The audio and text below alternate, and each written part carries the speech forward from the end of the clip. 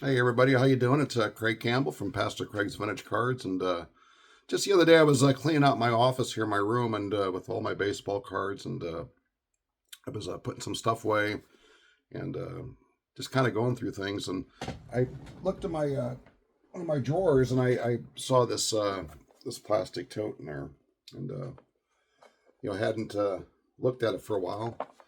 There's just a lot of stuff in there. It's all '60s and '70s cards, and I was going through it and I realized that's where I had all of my 67 high number cards. And I mean, I knew I had them, but I just hadn't looked at them for a while. And I don't know why I kind of went down a little bit of a rabbit hole yesterday, kind of looking at some of the high numbers and printed out a few articles and was just really kind of interested in them. And then there was a live stream last night. We were talking about cards from the 50s and 60s. It was Jason, Everyday Collector, was on there, and so we were kind of talking about cards, and I'd mentioned about my stack of 67 high numbers, and so I got them all kind of organized by number, and this here's the stack. These are all high numbers, all 67s, and I'm going to talk a little bit more about them as I go along here in the video, but these all came from the thrift store find, by the way, earlier this year, and you can go back and look at some previous videos on that. But I just kind of wanted to go through and look at some of these 67 cards. And John Mangini just on Veterans Day, he had showed the Roger Maris 67. I believe it was a test card, and then I actually went and I saw one of John's videos from 4 years ago when he was showing a bunch of 67 Topps cards, and he had the Tom Seaver rookie and the Rod Carew rookie, which are in that last series and are pretty tough. And I know Sammy Thunder, he has a Tom Seaver rookie card, and I think Rick Oddball Vintage Cards last night I mentioned he has a 1967 set, and not that I'm looking to do a VR or anything on this, but I think it'd be kind of interesting if some of the guys that have the Seaver, Carew, or even have the full set of the 67s, maybe just to make a video and kind of highlight them and just kind of talk about the scarcity of that. And I know Orlando last night had mentioned that the 67 high numbers he thought were tougher than the 66. And from what I've read, I think most people agree that the 67 high numbers are probably the toughest high number set of the 60s, and maybe even going back into the 50s. So I would really love to hear some thoughts on that, some not video responses, but just I would like to see some people that are in the know to make a video on the 67 cards, because I find them very, very interesting that they're so difficult to find. And the fact that you have three really big cards in that last series, you've got the Brooks Robinson, Tom Seaver, Rod Carew rookie cards, plus other ones too. So anyways, I'm going to pause this here and get the camera turned around, and let's take a look at some cards. Okay, here we go. The first thing I wanted to show was the from that thrift store collection. Here is the Brooks Robinson high number card, 600. Really hard to find. Short print card. Just a difficult card to find. And although in a 4.5, the centering on this is really good. And for people that are centering geeks, this card here is a really good one, because the 67 high numbers, not only are they hard to find, but they're hard to find centered too. And so I think this is a pretty good example. The back shows a little bit of wear and maybe even a little bit of fading. Hard to say for sure, but this is a really nice card. I have another raw Brooks Robinson that would probably grade out maybe at a 2, 1.5. I don't have it here with me right now, but it's not nearly as nice as this one here. So I was real happy to get this 4.5 on that. And then out of the same box, not a high number, but this nice Hank Aaron in a 3. And again, fairly well centered for a 67. You can see the bottom corner there is a little bit dinged up, but just a really nice looking card. Real happy to have that in the collection. I wanted to show just a few cards, a variety of cards, and these were ones that came out of this collection from the same box, and you can just see there's a real mismatch of cards. But here's a nice 64 Yogi, but it says New York Mets on there, and So that one's, you know, a little bit ruined. Then you've got this 64 Bob Gibson, but somebody wanted to write St. Louis on it.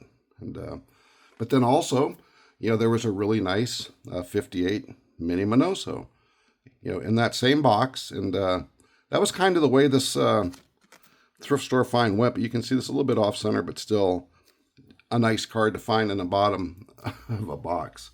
And as far as like the 67s, you know, like again with that Frank or the Brooks Robinson, the Hank Aaron being that nice, you know, because you had cards like this, you know, I mean, creased up, writing on it, you know, poor Manny Moda, you know, and then you had people like Dick Rote, you know, San Francisco Giants, and you got Tito Francona, you know, with the Braves now, and scratched out the Phillies. And Tito was from this area. He was from New Brighton, which is about 5 miles from where I live at. And of course, Tito is the father of Terry Francona, now the manager of the Cincinnati Reds.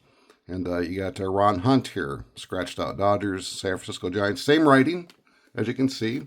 Here's a checklist, a nice Mickey Mantle checklist. You know, but the guy, you can see he was, whoever was doing this back then, he was really keeping track of his cards. And you can see it's pretty interesting to see which ones he had and didn't have. Let me get this turned around. You can see whoever had these, I mean, they had a pretty darn good collection going. I mean, they had them all. And here's a card that I really like, George Scott. I love the trophy. Just wanted to have one with that trophy on there. And Boomer George Scott, of course, he came to the Brewers, and he was one of my early baseball heroes. Quite a character. You got this Ron Hansen, again, just kind of with that red ink, you know, with the Senators.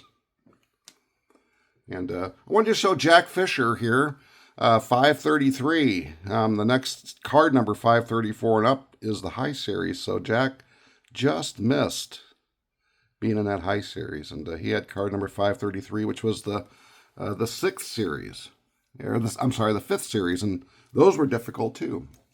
Now I wanted to show real quick these cards here. You had the fifth series cards with Clemente, and again marked up, and you can see number 400, Bob Clemente. He's got that circled. Had the sixth series here. It's either Juan Marichal. Yeah, Juan Marichal, I believe. And you can see like the Tony Perez card is not marked. And I don't have the Tony Perez card. And that's a beautiful card. But you can see the last card there is Jack Fisher, which is the guy that I had just shown. And you can see the 7th series checklist card is marked off, which is right here. And this one's unmarked.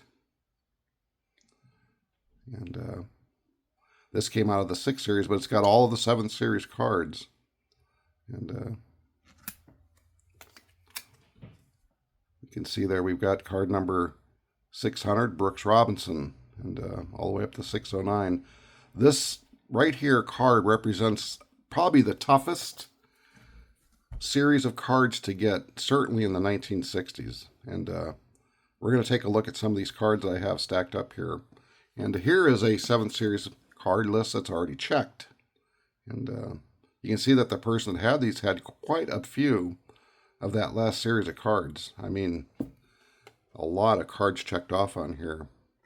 And I don't have all of them, but man, if somebody had all the cards that he's got checked off in here, they would be doing just fine. There's that number 600, Brooks Robinson.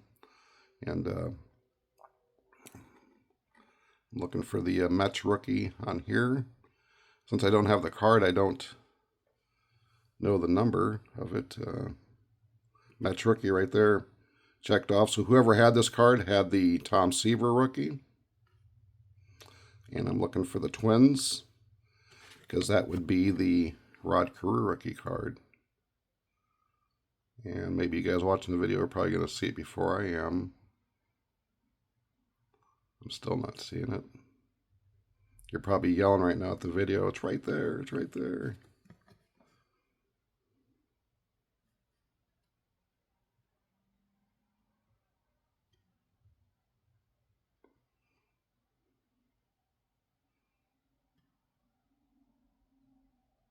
Boy, I'm just not seeing it. Maybe it's one of these National League rookies or American League rookie cards for the like 569 could very well be the Rod Carew rookie card.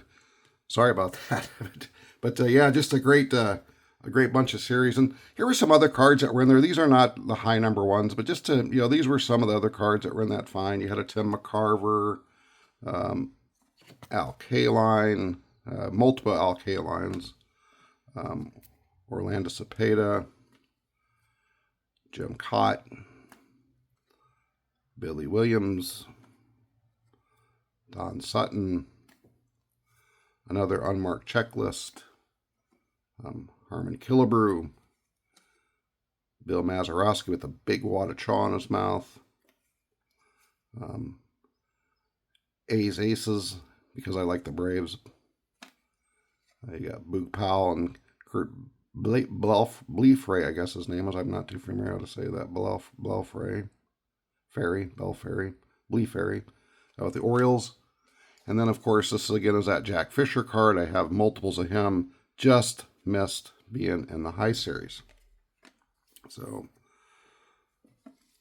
anyways, these 67 cards are just, they're beautiful cards. And I'm just kind of really interested in that 6 series and what happens with it. Here's another Boog Powell, Louis Tiant.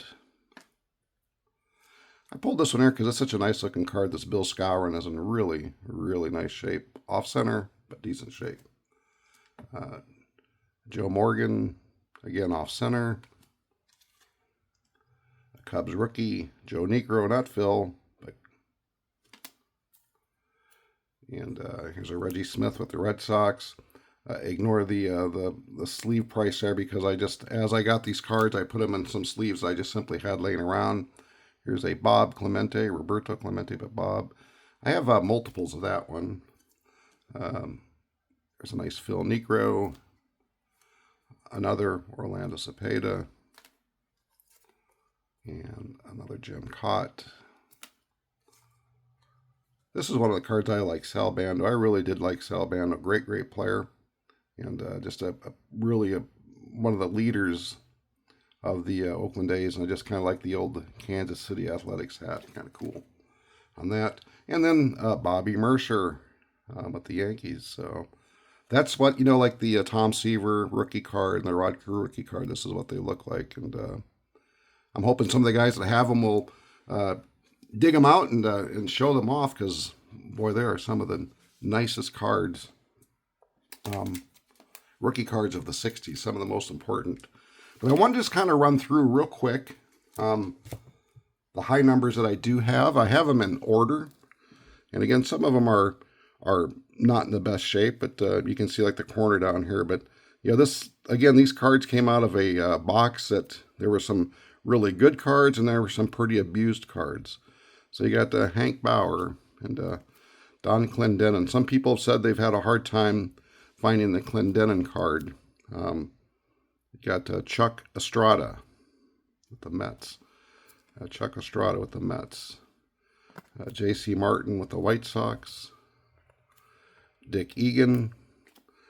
Some people have said they've had a real hard time finding the Norm Cash card. There were some cards that were just more difficult due to cutting.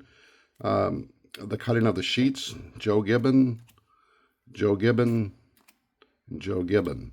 And you can look on Net54 and just search 67 high top, and there's some like really technical articles on the 67 this last series and why some cards are more difficult than others.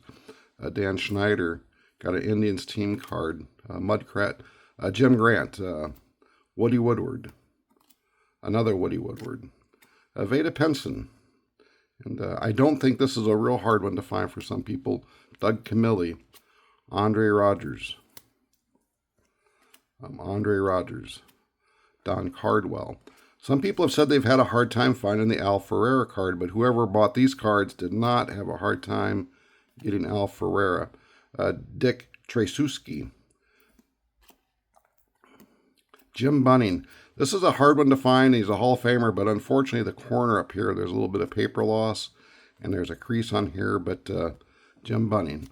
And then some people said they had a real hard time finding the Sandy Alomar card, and We have 2 of those, and then here is Steve Blass with the Pirates. Joe Adcock of the Braves, but now he's a manager for the Indians. Maury Wills. This one here is not in the best of shape. This is his first Topps card, and I believe that John Mangini has a couple of nice Maury Wills in the 67 that I saw in his video. He did almost 4 years ago, and you can go back and maybe search that and see it. I'll try to put a link to it maybe even. Bob Demeter. People have said that they've had a very hard time finding this card, but I'm going to flip it over and show you. Look at that. It's like some kind of, it's almost like dried Play-Doh or something. But again, that was the way the cards were that I found. Some of them were like this Demeter, and some were like a Brooks Robinson. It was just a real, just a real grab bag of whatever. Jerry Buchek. And John Bocabella. What a name, huh? John Bocabella. Bill Henry. Rocky Calavito. A nice card, and it's a hard one to find. This was another one, kind of like the Brooks Robinson. It was just a difficult card for a lot of people to find, this Rocky Calavito, but it's a beautiful card. Jim Owens, Jimmy Piersill, Manny Jimenez. I heard that this was a very hard card to find also. This Don Shaw, Gary Sutherland was just a difficult rookie card to find in this high set. Dave Ricketts, which I always have, that card just kind of blows me away with them glasses, like he's looking up at a foul ball. But Dave Ricketts, another Dave Ricketts. Pete Richard. Ty Klein. Cookie Rojas. Here's another one I heard was tough to find for a lot of people. They said they really had a hard time finding the Cookie Rojas. You can see it's not centered very well. It's got soft corners, but you know, that's the difficulty with these 67s. They are hard to find, centered, and in really decent shape too. There's just the centering's been a real issue with them. Bob Duliba. And Ron Taylor. Here's another guy I've heard was hard to find for some people.